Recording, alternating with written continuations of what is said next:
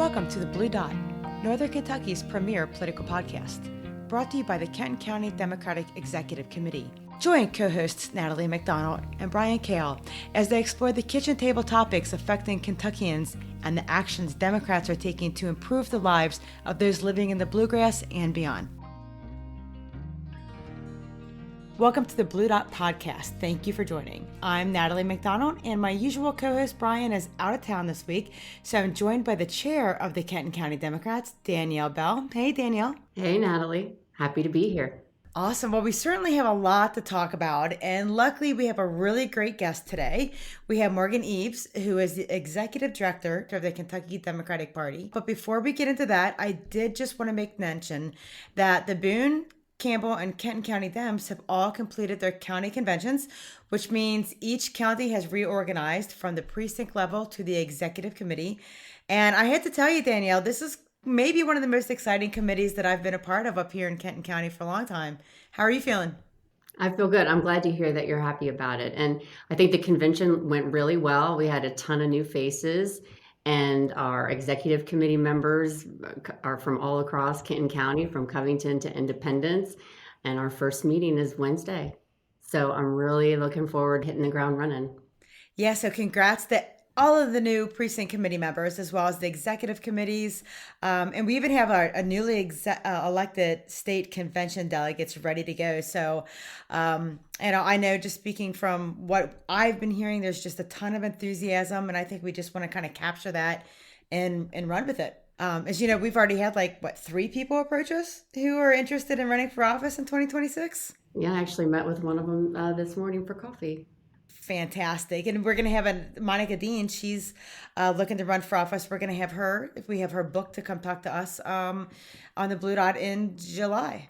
Yeah, that's great. Yeah, Monica is running in the 4th Congressional District against Thomas Massey, who's held that seat since 2012. So that's going to be a tough race. We'll see how that pans out. And of course, with Mitch McConnell retiring, State Representative Pam Stevenson has thrown her name out there to run for that seat. And I think we've got a 3-way primary for the Republicans there, so that's going to be another interesting race. And I know that we're probably going to be hearing a lot more announcements over the next couple months of people running, so we're definitely going to be keeping a watchful eye on that. You know, it just takes a ton of courage to run for office, and it's really exciting to see so much enthusiasm so early. And good thing is we have a great guest to talk about that, to talk about the future of the Democratic Party in Kentucky. So let's jump right in and welcome our guest today, Morgan Eaves. Morgan, welcome to the Blue Dot Podcast. So Morgan, you've had a busy first year as Executive Director of the Kentucky Democratic Party. For our listeners who are still getting to know you, can you tell us a little about yourself, how you entered the role, and what the job entails? That is a great question. And also thank you guys for having me. I'm really excited to be here and to chat with you all. I have had a busy first year. That's a great, very nice way to put it. I'm a lawyer by trade. So I practiced law for about 7 years in Madison County, where I'm originally from. And part of that, engagement with the community made me realize that there's a deep need for public service of all stripes, from, local government on up to your state and federal races. And I was engaging a lot with the community while practicing law, and I ran for city commission based on a lot of things that my clients would talk to me about, issues with public transit, infrastructure, all of that great stuff that folks at the local level care about. So I ran for city commission, served a term, decided I wanted to continue serving at a higher level. So I ran for state representative in 2018, lost by 24 votes, which is a number that will be etched on my tombstone, I am sure. But after that, I kind of said, all right, I lost, but what else can I keep doing to serve and to make a difference? I was lucky enough to have a great relationship with then Attorney General Andy Beshear. And as he was starting his campaign for governor, I said, look, I want to support you in every way I can, including serving in your administration when you win. And my passion was really surrounding policy, and politics. So the fusion of that was serving in his legislative office and during his first term as governor, which meant that I did all the fun work of lobbying Republicans for his policy priorities. Then I took a break to go lobby in multiple states. I was an education lobbyist in about 10 states, working with Republicans and Democrats because nobody knew my party affiliation. And I got a call from the governor, who, as you probably can suspect, is really difficult to say no to. And he said, look, there's this opportunity. We need a new executive director at the KDP, and we need somebody who's going to do things differently and who is going to help revive kind of the party structure and get folks more involved and more engaged. And yeah, again, he's really hard to say no to. So I said yes. And you've done a great job. You've really infused a lot of energy into the state party and for the county parties across the state.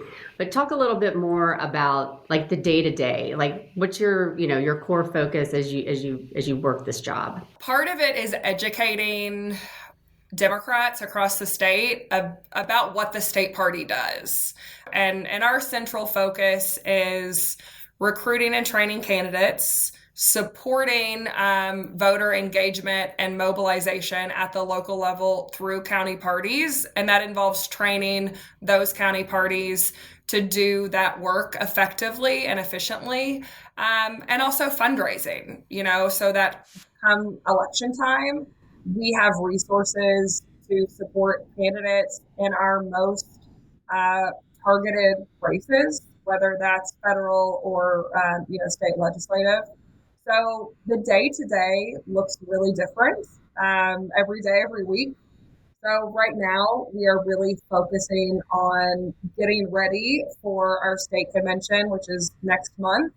And, that's where all the newly elected local leaders are going to come together and elect state leaders for our state central executive committee, and making sure all of those folks who are in leadership roles at the state, county, or even precinct level, that, again, they know how to do the really important work of organizing and voter contact and voter mobilization, building and strengthening a democratic infrastructure and talking to voters in a way that moves the needle. So, my days look really different, but that is the core of the work that we're doing right now.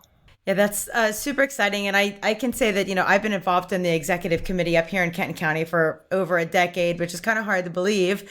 But I have to say the organization and support we're seeing from the KDP is probably the best I've seen. So just kudos to you and all of those who are working to make that happen for sure. Thank you. But one of the things we like to focus on with the Blue Dot are kind of like those kitchen table topics that Kentuckians are talking about and all the actions that Democrats are doing to improve the lives of those in the Bluegrass and beyond. And you talked about, what you're doing, focusing on as far as recruitment and voter engagement and fundraising.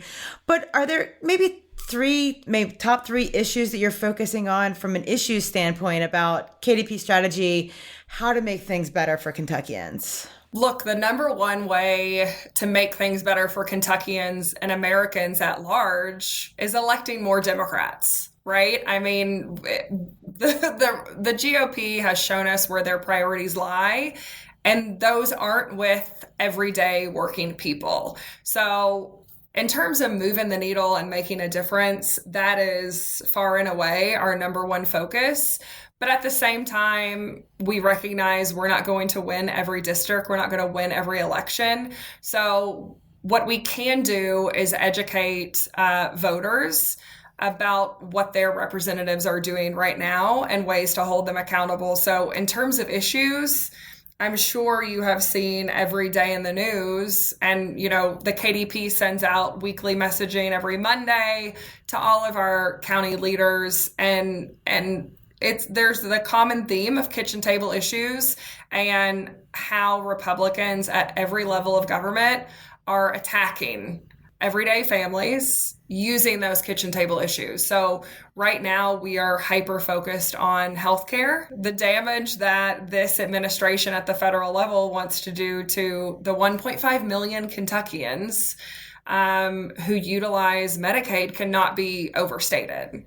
The governor talks a lot about how Medicaid isn't just healthcare. It funds rural hospitals. It funds rural doctors' offices. And when you cut those programs and cut those benefits, it's not just a number, it's people, but real people behind it, real families behind it. 50% of Kentucky children, who are born, 50% of Kentucky births are done utilizing Medicaid. So cutting those services doesn't just have an impact in our urban areas, it has an impact all over the state. So making sure that people are educated about those impacts regarding this administration's cuts to healthcare, and not just this administration, but all 5 Republican members of Kentucky's congressional delegation who are standing by and doing nothing and applauding those cuts, making sure that voters not only understand the consequences of cutting those types of programs, but also the inaction of their own representatives is key. So we're focusing a lot on healthcare. We're focusing a lot on kind of general supports, general social supports, Social Security, VA benefits. And the VA provides not just healthcare services, but it provides, addiction recovery services. For decades, we've been saying these services at the VA and Social Security need more funding. They need to be shored up more.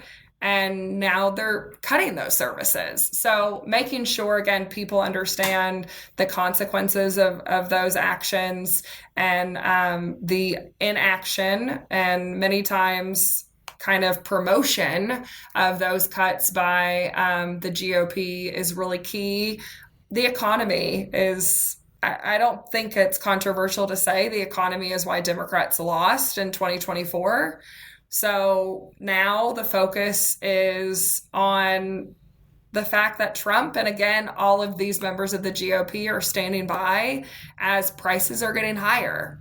They're going to make life harder for people. And the governor talks a lot about that, and he simplifies it by talking about the Trump tax. One guy made one decision, and that decision is to raise your costs just so he can reward the people, at the top, like 0.5% of our economic structure. So kind of those big buckets, all support services, all that are going to impact how everyday Kentucky families work and live. Those are our biggest focuses right now. And again, not just what those cuts are, but what they mean for their community and for the people they know and love, and highlighting and holding accountable Republicans who are just standing by as this happens. So as we're looking to 2026, county parties are ramping up their efforts to engage volunteers and recruit candidates for local and state offices. I wanted to know, what advice do you have for folks considering a run in 2026? And then can you talk a little bit about some of the resources training-wise and whatnot that the KDP provides for those interested in running? I think biggest piece of advice would be, don't wait until you file to start having conversations. Whether you are talking to members of your local Democratic Party whose support and volunteerism you will need once you file those filing papers, or simply talking to the change makers in your community to determine kind of where they are, what people in their neighborhoods need and want to see from elected officials. So getting started early with those conversations and continuing to follow up with those people is critical to make sure that you not only know what's important to members of your community, but that you're being seen as somebody who isn't just showing up at election time and then disappearing. In terms of what we, kind of support that we provide candidates, it's pretty comprehensive. Look, the one we get asked about the most is the one I'll sort of start off with, which is money. It is incumbent on a candidate to raise money on their own before expecting that anybody is going to come in and kind of support them. Whether that is PACs or the Kentucky Democratic Party, candidates need to be able to demonstrate a broad fundraising base and commitment to raising money on their own before we'll come in and invest in their campaign. So that's the one we get asked about the most, of course. We do candidate training once a month, partnering with the National Democratic Training Committee. We will amp that up to more frequent starting in the fall, and then moving into 2026, we'll mix that with some in-person training. It's really important to me and to the party as a whole that candidates work very closely with the infrastructure that already exists in their community. So making sure that the local Democratic parties and the women's clubs have good relationships with candidates so that those people can act as volunteers, fundraising bases for those candidates, that's really important. So we try to ensure that those local Democratic groups are really ingratiated with candidates. We recruit volunteers. We send those to candidates. Again, candidate training. We have a candidate handbook. We're doing all these organizing trainings. So there are plenty of opportunities for candidates to learn campaign basics and even more sort of complex campaign strategies. So I would encourage folks, again, if they're considering that right now, just running, check out all of those resources that we provide, because it could solidify your decision one way or the other. But regardless, it'll help you when you make that decision. And even if you decide not to run, it'll help you be able to better support other candidates. Right. And we can get those resources, on Mobilize, by visiting the Kenton County Democratic Party website. Some of them are listed there. And then Morgan, is there any other locations that you want to mention where people can find the resources? Yeah, we have an on-demand training library that's online. So all of these organizing trainings, candidate trainings that we're doing, they're all recorded, and then we upload them into a library that folks can access on their own schedule. And you can find that at kydemocrats.org, and then click on Take Action, and it'll say Access Trainings. You got to fill out a form so that we can check to make sure you're a Democrat. And there are a lot of shorter trainings on there, particularly about Vote Builder, using and accessing data. So make sure you check that out. Those are great resources for learning all the basics that you need to know to do both of those things. Well, thanks. This is great information because, at some of our events that we've had quite a few people come up who are interested in running. So getting this information out to them so they know exactly where to go and how much support they have is fantastic. But along those same lines of, who's kind of coming up, we know Governor Beshear is going to be term limited. And of course, we have our amazing Lieutenant Governor. But can you speak a little bit about who else is on the bench for some of these big 2026 races that will be coming up? Yeah, look, people, when they talk about the bench, I think they only consider folks who are in state level offices. So whether that's the Lieutenant Governor, who I cannot speak highly enough about. She's amazing. And I know she's got a bright future, but, state legislators, when people think about the bench, that's really as far as they go. I think it's important to remember that we have a lot of Democrats in other elected offices, county attorneys. We have judges who, yes, are nonpartisan, just like many city commissioners or city councilors are nonpartisan across the state. But many of those people are Democrats and are engaged in some type of democratic work within their community. We also have folks that are, not maybe in elected office, but who are community leaders. So when I look at the bench, it really depends what race and what area of the state I'm looking at. But, I can think of the county attorney in Fayette County, Angela Evans, is unbelievable. And she might kill me for saying this, but it's something I've said to her privately. She won Fayette County when she got elected county attorney by incredible margins. So that tells me she might be an attractive statewide candidate for something like attorney general. So again, we can't just stop at looking at who's in Frankfort.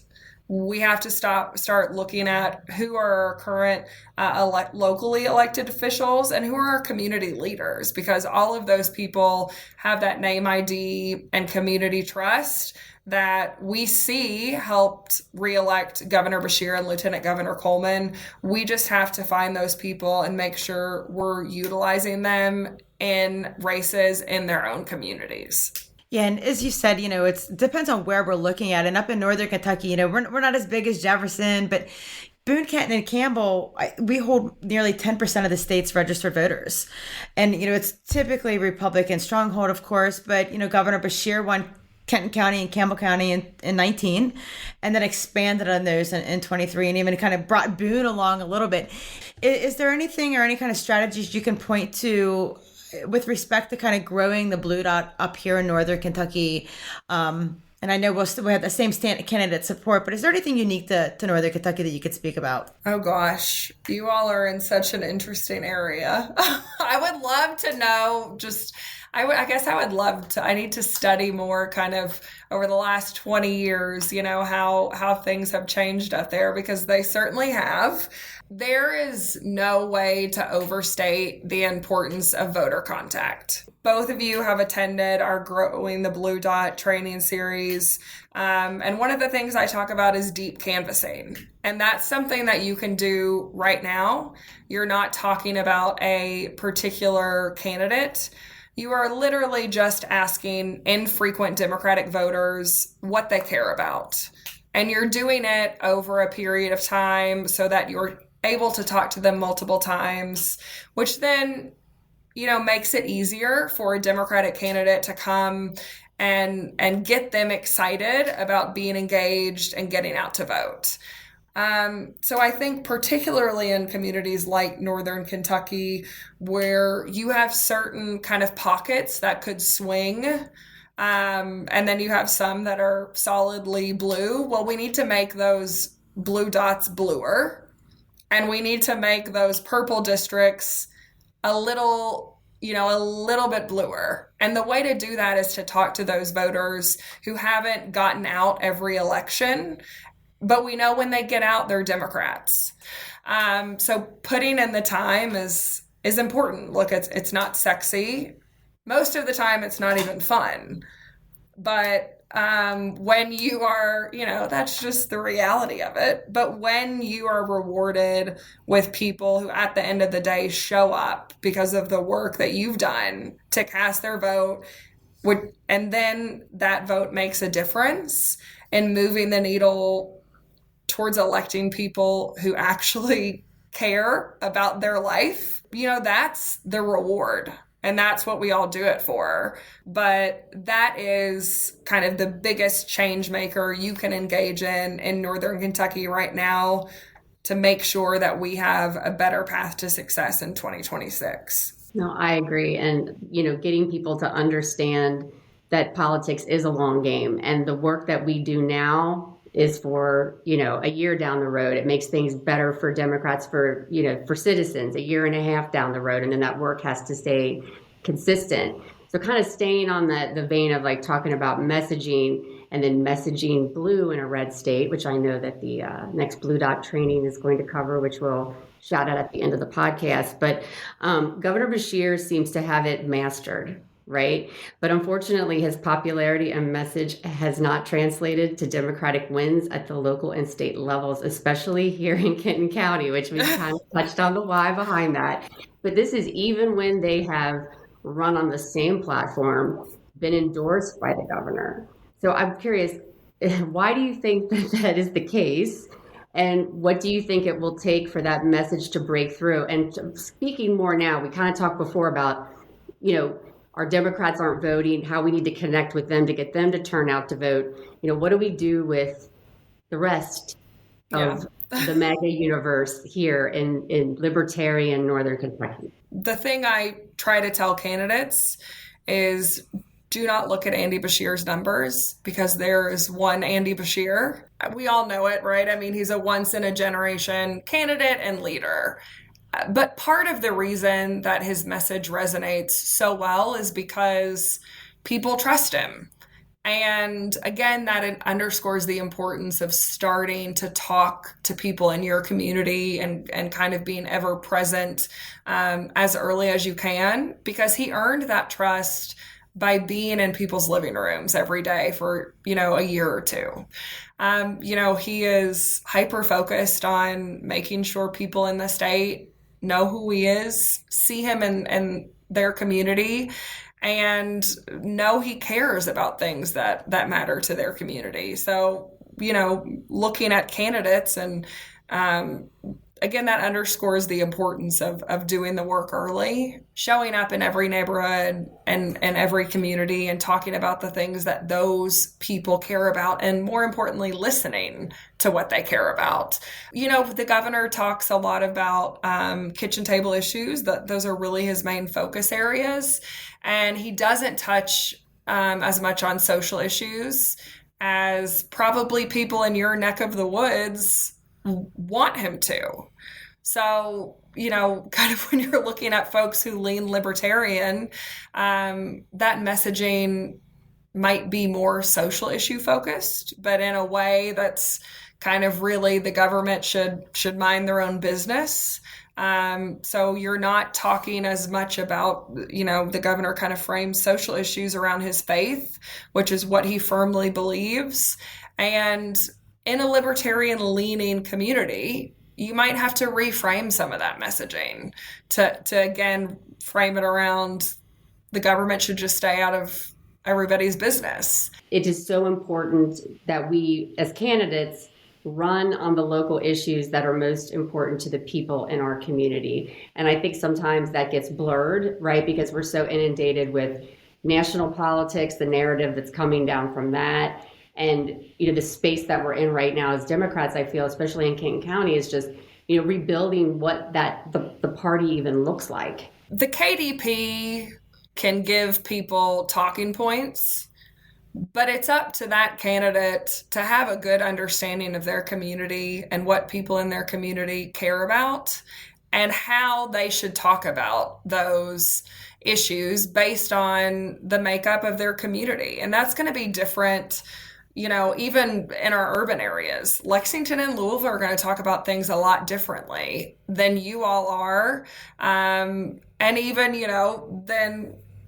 then certain communities within Louisville are going to talk about it. I mean, the entire of Jefferson County is not ever going to talk about things the same way, because every community has different needs and has different priorities. Focusing on what people care about every day are winning issues.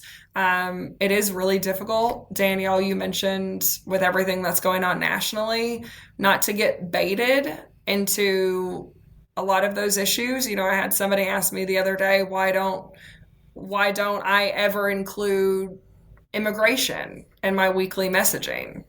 And that's because it's not an issue I don't care about or that Democrats don't care about. It's because it's such a divisive issue that even Democrats have a difficult time agreeing. So we have to focus on what Democrats agree on. And then those issues can kind of be differentiated within different communities. Yeah, and that's such a good point. And when it really comes down to it, is that all politics is local, right? And you spoke a little bit at the beginning about the Kentucky Democratic Party convention that's going to happen. And I know the DNC chair Ken Martin's going to be there, and he's going to be focused on this kind of the People's Town Hall initiative that's going to hold our these Republicans accountable and in their district. So I think that's going to be really interesting to see if we could kind of pull that through up to Northern Kentucky, even though we don't have a lot of representation here at the state level in our county and the three counties in Northern Kentucky. Number one, I'm just going to plug Chair Martin because he is the leader that Democrats need right now. He led the Minnesota Democratic Party for over a decade. And he went, it was like 25-0 in statewide elections during his tenure. And when he took over the Minnesota party, Minnesota was not a solidly blue state. But he was incredibly focused on shifting to a year-round organizing model, going back to kind of the deep canvassing that we talked about, using strategies like that where Democrats are talking to voters all year round, listening to voters all year round, so that those conversations are a lot easier and a lot more informed come election time, and people feel very represented and very listened to by the Democratic Party. So he has an incredible base of knowledge and base of success for strategies to win more seats. So he will be very interesting, and he has a great message that I hope resonates with people. But, talking about the People's Town Hall initiative, it has certainly been a successful initiative by all accounts. But the important thing with those town halls, protests, whatever, is not just giving a space to hold Republicans accountable, but you have to pair it with an action. And a town hall and a protest are not actions that move the needle, right? They are actions to energize people and engage people. But you should be gathering contact information from every attendee of those events and following up with them afterwards, and give them an opportunity to call voters, to knock doors, to host an event, so that you're using that energy, and those people who are showing up, you're using their energy to move the needle. And moving the needle is talking to voters.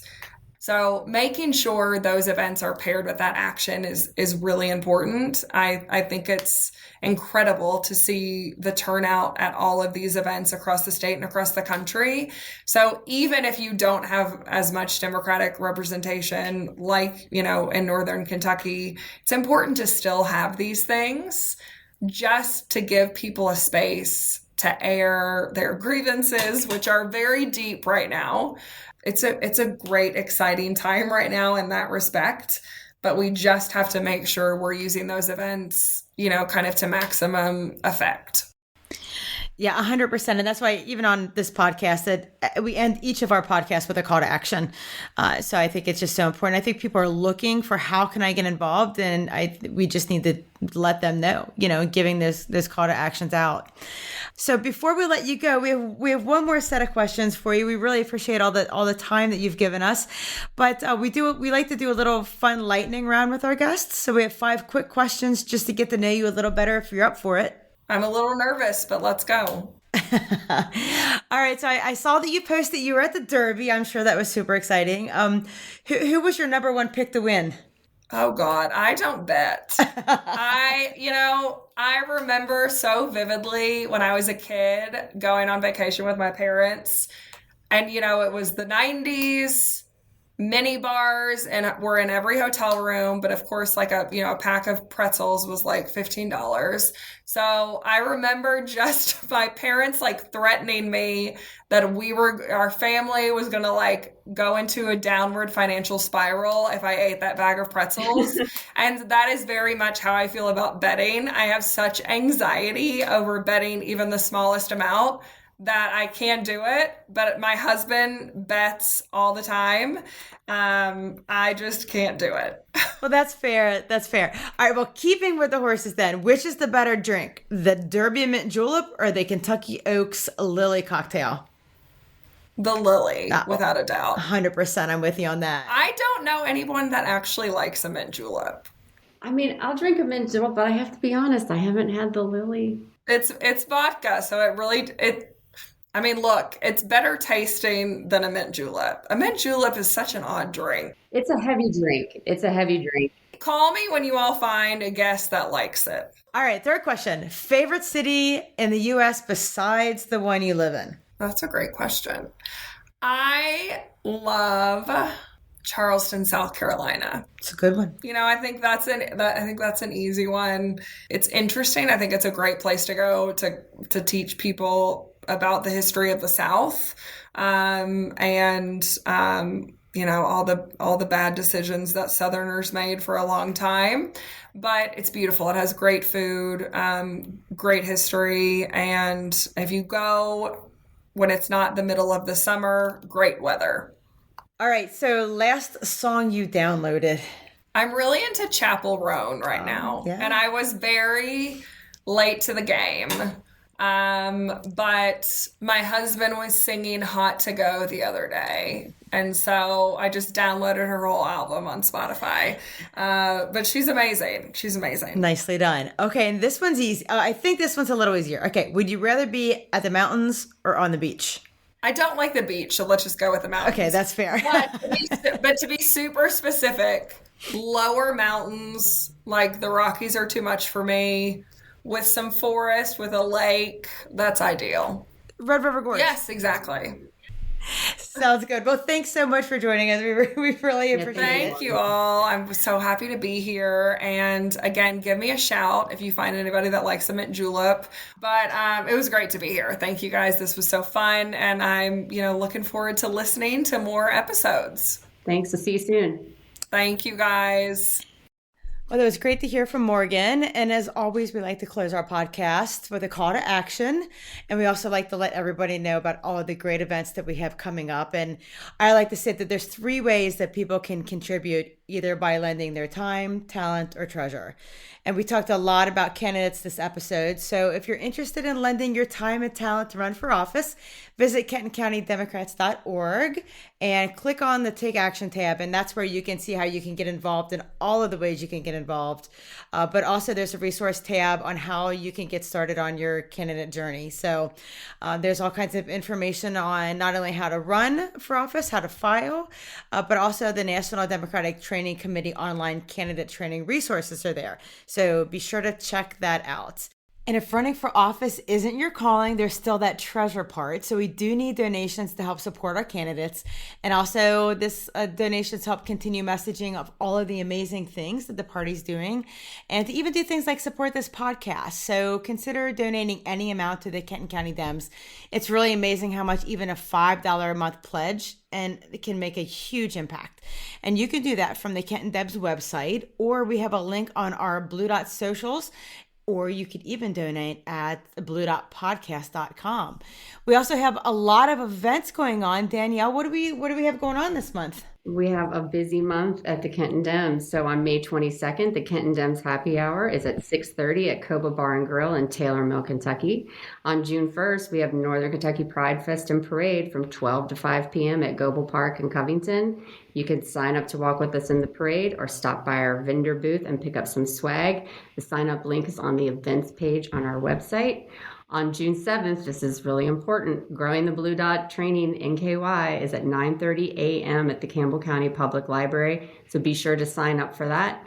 And on June 13th is the Kentucky Democratic Party Forward Kentucky Dinner in Owensboro with special guests Governor Andy Beshear, Lieutenant Governor Jacqueline Coleman, and DNC Chair Ken Martin. And you can visit the event page on our website, KentonCountyDemocrats.org, for details on all upcoming events and to RSVP.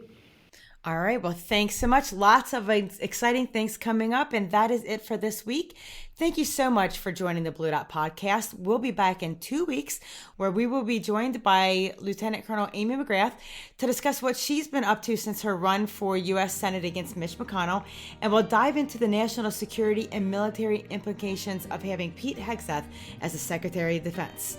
You can also keep the Blue Dot banter going by joining the conversation at bluedotpodcast.com or on our Facebook and Instagram pages.